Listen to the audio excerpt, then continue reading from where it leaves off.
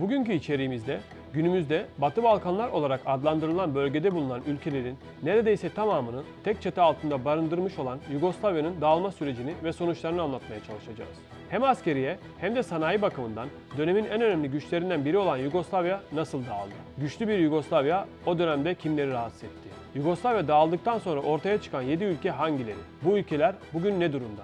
Tüm bu sorulara cevap vereceğimiz Gazetenin 10'unu başlıyor.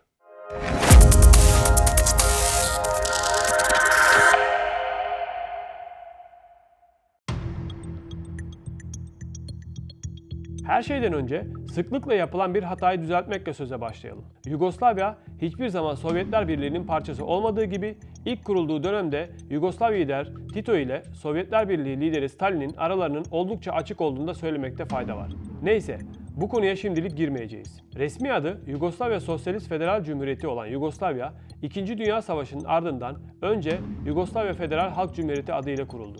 Aslında coğrafi olarak Yugoslavya Krallığı'nın devamıydı. Bugünkü Slovenya, Hırvatistan, Sırbistan, Bosna Hersek, Karadağ, Kosova ve Kuzey Makedonya topraklarının tamamını kapsıyordu. İkinci Dünya Savaşı'nın sona erdiği 1945 yılından 1990'ların başındaki dağılma sürecine kadar varlığını sürdürdü. Yugoslavya Komünist Partisi'nin hüküm sürmesi ve sosyalizmle yönetilmesi nedeniyle Komünist Yugoslavya ya da Sosyalist Yugoslavya'da denmektedir. Kuruluşundan hayatını kaybettiği 1980 yılına kadar devlet başkanlığını Josip Broz Tito yapmıştır. Yugoslavya'nın efsanevi lideri Josip Broz Tito, 7 Mayıs 1892'de bugün Hırvatistan topraklarında kalan Kumrovec kasabasında doğdu. Hırvat bir baba ile Sloven bir annenin 15 çocuğundan 7.siydi. İtalya, Avusturya ve Almanya'da işçi olarak çalıştığı dönemde sendika faaliyetlerinde aktif görevler aldı. Birinci Dünya Savaşı'nda Sırbistan'a gönderildi. Ancak savaş karşıtı propaganda yaptığı için hapse atıldı. Serbest kaldıktan sonra önce yaralandı, akabinde Ruslara esir düştü. Bolşeviklerin safında devrime ve iç savaşa katıldı. Yugoslavya Komünist Partisi'nin kurucuları arasında yer aldı. Siyasi faaliyetlerinden dolayı birçok kez tutuklandı. 1928'de yasa dışı komünist faaliyetleri nedeniyle 5 yıl hapse mahkum edildi. 1934 yılında serbest kalınca Yugoslavya Komünist Partisi'ndeki faaliyetlerine devam etti. Polis tarafından arandığı için Rudi ve Tito lakaplarını kullandı. Aynı yıl Politbüro'ya seçildikten sonra Moskova'ya gönderildi. Komintern'in Yugoslavya'ya bakışını değiştirmek için Sovyetler Birliği'nin birçok köşesini ziyaret etti. 1937 yılında Komünist Parti'nin genel sekreterliğine getirildi. İkinci Dünya Savaşı'nda Nazilere ve yereldeki destekçilerine karşı mücadele eden partizanlara liderlik eden Tito, 1945 yılında Sosyalist Yugoslavya Federatif Cumhuriyeti'ni kurdu. Partizanlar ise daha sonra Avrupa'nın en büyük 4. ordusu olacak Yugoslav Halk Ordusu'na dönüştü. 1953 yılında Yugoslavya'nın devlet başkanlığına seçilen Marşal Tito, hayatını kaybettiği 1980'e kadar bu görevi yürüttü. Tito, Stalin'den sonra Doğu bloğunun en önemli ikinci ismi olarak görülüyordu. Ancak o dönemde Tito ile Stalin arasındaki ilişkilerin çok da iyi olduğunu söyleyemeyiz. Zira Stalin, Tito'yu Sovyetler Birliği'nden çok fazla bağımsız bir lider olarak görüyordu. Nihayetinde bu ayrışma 1948 yılında Yugoslavya'nın Kominform'dan çıkarılmasına kadar gidecekti. Peki ama arka planda ne oldu? İkinci Dünya Savaşı'nda Sovyetlerin de desteğiyle Tito ve partizanlar mihver devletlerine karşı galip geldi. Sovyetler, Yugoslavya'ya yaptıkları büyük silah yardımlarının akabinde onları kullanabileceklerini hesaba kattı. O ilk dönemde Tito da Moskova'ya sadıktı. Aslında Tito-Stalin ittifakı savaşın ardından bir süre devam etse de Ruslar Yugoslavya Komünist Partisi içindeki ajanlarını daha 1945 yılında deşifre etti ve ittifak bundan dolayı zedelendi. Tito liderliğindeki Yugoslavya 1920'den beri İtalya toprağı olan Istra, Zadar ve Rijeka'yı kendi sınırlarına dahil etti ve Trieste'yi de almak istedi. 1945-49 yılları arasında Yugoslavya uçakları en az 4 Amerikan kargo uçağını düşürünce bu Stalin'in de batılı diğer devletlerin de tepkisine neden oldu. Tito, Yunanistan İç Savaşı'nda komünistleri desteklerken Stalin ise Winston Churchill ile anlaştığı için çekimser kaldı. Tito, Bulgaristan, Yunanistan ve Arnavutluğu da sınırlarına dahil ederek Moskova'nın kontrolü dışında güçlü bir Balkan Federasyonu kurmak istiyor, Stalin ise buna karşı çıkıyordu. Sovyetler ile Yugoslavya arasındaki gerginlik ve yaptırımlar 1953 yılında Stalin'in ölümüne kadar devam etti. Sonrasında göreve gelen Kruşçev, Yugoslavya ile yeniden ilişkileri düzeltme yoluna gitti. Stalin'in Sovyetler Birliği ile Tito'nun Yugoslavya'sı arasına gerginliğin girmesi, Sovyetlerin Yugoslavya ile savaşa dahi hazırlanması ve ekonomik yaptırımlar uygulaması üzerine Tito, Bağlantısızlar Hareketi'ni kurmak üzere 1950'li yıllarda harekete geçti. 1961 yılında resmen kurulan hareketin kurucuları Tito'nun yanı sıra dönemin Mısır, Hindistan, Endonezya ve Gana devlet başkanları oldu. Bu hareket zamanla o kadar büyüdü ki Soğuk Savaş döneminde dünya nüfusunun %55'i ve Birleşmiş Milletler'e üye ülkelerin 2/3'üne yakını harekete dahil oldu. Bağlantısızlar Hareketi, Yugoslavya'nın diplomatik pozisyonunun iyileştirilmesinde oldukça etkili bir adım oldu. Tito, Belgrad'daki kuruluş kongresinde hareketin ilk genel sekreteri seçildi. Tito, Soğuk Savaş döneminde bağımsız dış politika noktasında önemli bir isimdi. ABD ve diğer batılı devletlerle de ilişkileri oldukça samimiydi. Bugün de resmi olarak varlığını sürdüren hareketin 60. kuruluş yıl dönümü 2021'de Sırbistan'ın başkenti Belgrad'da düzenlenen programla kutlanmış, etkinliğe birçok ülkeden üst düzey katılım sağlanmıştı. Josip Broz Tito, 4 Mayıs 1980 tarihinde bugün Slovenya'nın başkenti olan Ljubljana'da 88 yaşında hayatını kaybetti. Tito, yaşı her ne kadar ilerlemiş de olsa ölümünden önceki bir yıl boyunca Kuveyt'ten Romanya'ya, Sovyetler Birliği'nden Suriye'ye, Malta'dan Küba'ya kadar birçok ülkeye resmi ziyaretler gerçekleştirdi. Ülke kamuoyu, efsanevi liderlerinin Şubat ayından beri komada olduğundan ise bir haberdi. 4 Mayıs saat 18.50'de televizyon yayını kesilirken spiker gözyaşları içinde Tito'nun ölüm haberini duyurdu. Tito'nun naaşını taşıyan tren ertesi gün Ljubljana'dan başkent Belgrad'a ulaştı. Tito'nun naaşı 7 Mayıs 1980 günü 127 ülkeden üst düzey heyetlerin yanı sıra 700 bin kişinin katılımıyla Dedinje semtindeki Çiçek Evi'ne defnedildi. Cenazeye 4 kral, 5 prens, 6 meclis başkanı, 31 devlet başkanı, 22 başbakan ve 47 bakan katıldı. Saddam Hüseyin, Yasser Arafat, Brejnev, Schmidt, cenazeye katılan isimlerin sadece bazıları oldu. Tito'nun cenaze töreni 1969 yılında Apollo 11'in Ay'a seferinden sonra 20. yüzyılda en çok izlenen televizyon yayını olarak da tarihe geçti. Yugoslav halkının en büyük evladı olarak anılan Tito hakkında okullarda efsaneler öğretilirken ülke genelindeki birçok şehrin başına da onun adı eklenmişti. Tito daha hayattayken başlayan ekonomik kriz özellikle 1982 yılında kendini daha da gösterdi.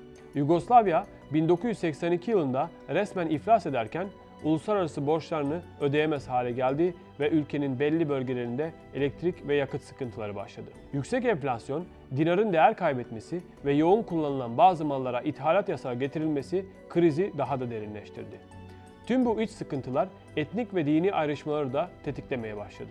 1981 yılında o zamana kadar Sırbistan içinde otonom bir yapıya sahip olan Kosova'daki Arnavutlar düzenledikleri gösterilerde kendilerine de Cumhuriyet statüsü verilmesini isterken Yugoslavya makamları bu protestoculara sert bir şekilde karşılık verdi. 1987 yılında Sırbistan'da iktidara gelen Slobodan Milošević'in gelişiyle aşırı Sırp milliyetçi politikalar da kendini göstermeye başladı. Milošević, Karadağ, Vojvodina ve Kosova'daki yöneticileri farklı bahanelerle değiştirip kendine sadık isimleri burada göreve getirdi. 1990 yılındaki Yugoslavya Komünist Birliği Kongresi'nin 14. olağanüstü toplantısında Sırp tarafı Sırbistan merkezli bir Yugoslavya teklifini sunarken Bosna Hersek, Slovenya ve Hırvatistan ise federasyon ya da konfederasyon modelini tercih ettiklerini, bu şekilde otonomiden kaynaklı daha geniş haklara sahip olabileceklerini dile getirdi. Kongrede uzlaşma olmayınca söz konusu 3 ülkenin yanı sıra Makedonya'dan gelen temsilciler toplantıyı terk ederek kendi cumhuriyetlerinde demokratik seçimler yapılmasına karar verdi. Akabinde ise Hırvatistan, Slovenya ve Makedonya 1991'de, Bosna Hersek ise 1992'de bağımsızlıklarını ilan etti ve Yugoslavya resmen dağılma sürecine girmiş oldu. Hırvatistan, Bosna Hersek ve Kosova hiç şüphesiz Yugoslavya'nın dağılma sürecinde en kanlı savaşların, katliamların ve hatta soykırımın yaşandığı ülkeler olarak biliniyor. Hırvatistan'ın bağımsızlığı ilan etmesinin akabinde Sırpların kontrolündeki Yugoslav ordusu ile bağımsızlıklarını savunan Hırvatlar arasında yoğun çatışmalar yaşandı. Yugoslav ordusunun 1991 yılında Vukovar şehrinde yaptığı katliamda 3000'den fazla kurban öldürülürken şehir yerle bir edildi. 1992 Boşnaklar ve bağımsız Bosna Hersek yanlısı diğer halklar kuzeyde ve doğuda Sırplara, güneyde ve batıda ise Hırvatlara karşı kendi topraklarını savundu. 1995 yılının Temmuz ayında yaşanan ve 8.000'den fazla Boşnak sivilin katledildiği Srebrenica soykırımı hala kanayan bir yara olmaya devam ederken, modern tarihin en uzun başkent kuşatması olarak da kayda geçen ve 1425 gün boyunca Sırplar tarafından kuşatılan başkent Saraybosna'da onlarca sivil katliamında 10.000'den fazla insan hayatını kaybetti. Eski Yugoslavya döneminde Sırbistan'a bağlı otonom bir bölge olan Kosova'daki Arnavutlar, Tito'nun ölümünden hemen sonra 1981 yılında Kosova'nın da federal cumhuriyetlerden biri olması için protestolar düzenledi. Olağanüstü hal ilan edilen Kosova'daki gösterilerde çok sayıda insan hayatını kaybetti ve yaralandı. 1980'lerin sonuna doğru artan Sırp milliyetçiliğinin de etkisiyle 1989 yılında Kosova'nın otonom statüsü de elinden alındı. Milošević rejiminin Arnavut Müslümanlara yönelik katı uygulamaları 1996 yılında Arnavutlar ile Sırplar arasında ilk silahlı çatışmaların yaşanmasına neden olacaktı. Bağımsızlık yanlısı Arnavutlar, Kosova Kurtuluş Ordusu yani bilinen kısaltmasıyla UÇK çatısı altında toplanırken 1998-99 yıllarında yaşanan savaş yine binlerce masum sivilin hayatını kaybetmesine neden oldu.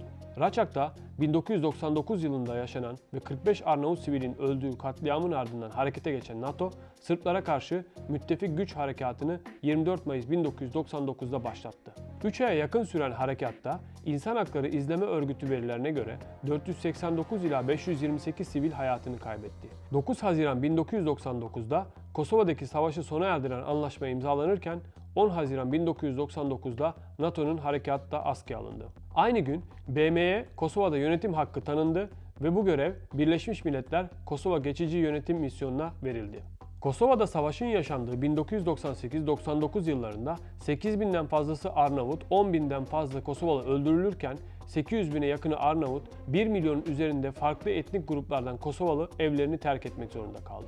Kosova 17 Şubat 2008'de Sırbistan'dan ayrılarak bağımsızlığı ilan etse de Sırbistan burayı hala kendi toprağı olarak görmeye devam ediyor. Eski Yugoslavya dağıldıktan sonra tamı tamına 7 bağımsız ülke ortaya çıktı. Hırvatistan ile Slovenya bugün hem Avrupa Birliği hem de NATO üyesi ülkeler olarak ön plana çıkıyor. 2007'de bağımsız olan ve 2017'de NATO üyelerine de kabul edilen Karadağ, AB'ye en yakın ülke olarak gösterilirken Sırbistan da AB'ye üyelik sürecine devam ediyor. 2020 yılında NATO üyesi olan Kuzey Makedonya müzakere sürecine yeni başlarken Bosna Hersek ise kısa bir süre önce aday ülke statüsü aldı. AB arabuluculuğunda Sırbistan ile diyalog sürecini yürüten Kosova ise bölgede vize serbestisi hakkına sahip olmayan tek ülke konumunda. Öte yandan AB üyeleri Slovenya ile Hırvatistan'ı ayrı tutacak olursak bölge ülkelerinin en büyük sorunu ekonomi ve işsizlik. Gelir düzeyinin düşük olduğu, siyasi istikrarsızlıkların devam ettiği ülkeler son yıllarda Batı Avrupa ülkelerine yoğun bir şekilde göç veriyor. Yugoslavya'nın dağılmasının bir anlık değil, aslında uzun bir süreç olduğu noktasında çoğu analist hemfikirken bu sürece götüren sebepler noktasında zaman zaman hala tartışmalar yaşanıyor. Acaba kanlı savaşlar olmadan bir ayrılık mümkün olabilir miydi? Bu soru bugün de sorulmaya, yorumlanmaya devam ediyor. Savaşsız bir ayrılık için son şans aslında 1991 yılında Lahey'deki konferansta masaya yatırılsa da Milošević bu plana itiraz etti. Eylül 1991'de Avrupa Topluluğu tarafından düzenlenen konferansta Lord Carrington tüm federal cumhuriyetlerin bağımsız devletler olarak tanınmasını ve tüm bu yeni ülkelerin bir ekonomik oluşumda birbirine bağlı kalmasını teklif etti. Tüm federal cumhuriyetlerin temsilcileri bu teklifi kabul ederken sadece Milošević reddetti. Eski Yugoslavya ülkelerindeki analistlerin ve çoğu vatandaşın ortak kanısı Yugoslavya'nın Tito yüzünden dağıldığı yönünde. Zira gücü tek elinde tutan Tito'nun ölümüyle birlikte ülke çok başlı bir yapıya bürünürken 6 cumhuriyetten temsilcilerin oluşturduğu bir başkanlık konseyi tarafından yönetilmeye başlandı. Yugoslavya'da kendi ölümünden sonra kendisi gibi bir liderin başa geçmesine engel olan Tito, ülkenin dağılmasındaki en büyük sebeplerden biri olarak gösteriliyor. Peki ama Batı, kamuoyunda sıklıkla sorulan diğer bir soru da bu. Bu noktada Almanya, Yugoslavya'nın dağılma sürecinde en çok suçlanan ülkelerin başında geliyor. Zira 1991 yılında Hırvatistan ile Slovenya'nın bağımsızlıklarını erkenden tanıyan Almanya'nın Yugoslavya'da kanlı dağılma sürecini de başlatmış olduğu değerlendiriliyor.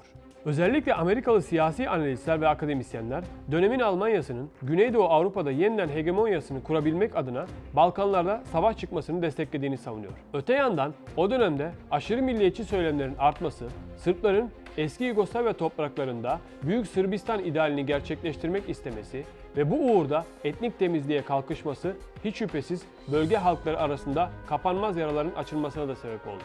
Dağılmasaydı bugün nasıl bir siyasi ve ekonomik güce sahip olurdu bilinmez ama eski Yugoslavya'nın dağılmasının akabinde ortaya çıkan birçok devletin bugün dahi etnik ve dini kökenli meselelerle uğraşıyor olması da bir gerçek. Eski bir Arnavut diplomat olan Abdi Valeta, Yugoslavya ve dağılma süreci hakkında şu ifadeleri kullanmıştı. Eski Yugoslavya'yı dağıtan güç, bugün birçok Yugoslavya'nın ortaya çıkmasına neden oldu. Peki ama o zaman eski Yugoslavya neden dağıldı? Bizi izlediğiniz için teşekkür ederiz. İçeriğimizi beğenmeyi ve yorum yapmayı da unutmayın. Bir sonraki içeriğimizde görüşmek üzere. Hoşça kalın. Bugünkü içeriğimizde günümüzde Batı Balkanlar olarak adlandırılan bölgede bulunan ülkelerin neredeyse tamamını tek çatı